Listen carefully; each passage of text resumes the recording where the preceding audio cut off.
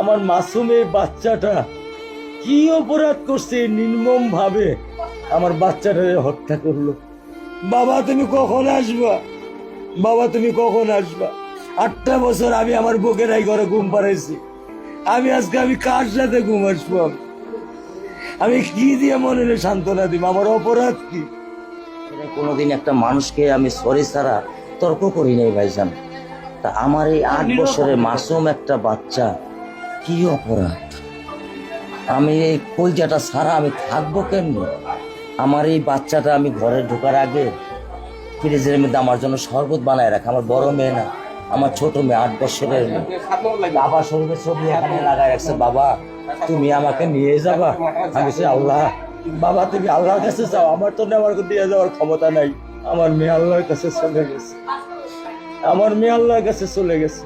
আমার মাসুম এই বাচ্চাটা কি অপরাধ করছে নির্মম ভাবে আমার বাচ্চাটা হত্যা করলো। কি আমার ক্ষতি, কি আমার অন্যায়, কি আমার দোষ, আমি একটু জানতে চাই আপনাদের কাছে। আমার যদি কোনো দোষ থাকে, আমার কোনো যদি অন্যায় থাকে, প্রকাশ্যে আপনারা আমার ফাঁসি দিয়ে দেন। আমি এই বাচ্চাটা ছাড়া আমি থাকবো কেমনি? আমি কেমনি আমার এই কলজা টুকরা ছাড়া আমি থাকবো? আমার পক্ষে সম্ভব না। দিনে ও 50 থেকে 100টা কল দেয় আমারে। বাবা তুমি কখন আসবা? বাবা তুমি কখন আসবা? বাবা তুমি কখন আসবা? 8টা বছর আমি আমার বুকের এই ঘরে ঘুম পাড়াইছি। আমি কার সাথে ঘুম আসবো? আমি কি দিয়ে মনে সান্ত্বনা দিব? আমার অপরাধ কি?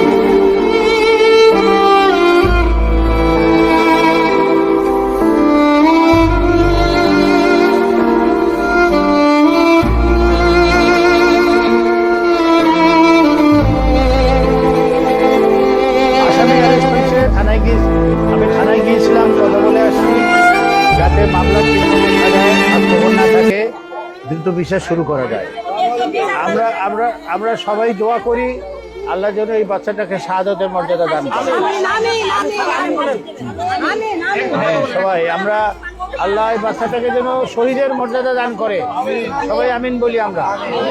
মামলায় অনেক সময় ফাঁক ফোকর থাকে, মামলায় গ্যাপ থাকে, আসামিরা ছাড়া পেয়ে যায়। এই মামলা যেন দ্রুত তদন্ত হয়, মামলা যেন কোনো ফাঁক ফোকর না থাকে, আসামি যেন কোনোভাবে নিস্তার না পায়, বিচার যেন কনফার্ম হয়। এটা আগে সেখানে উনি দেখা করে আসছেন, বলে আসছেন, নির্দেশ দিয়ে আসছেন।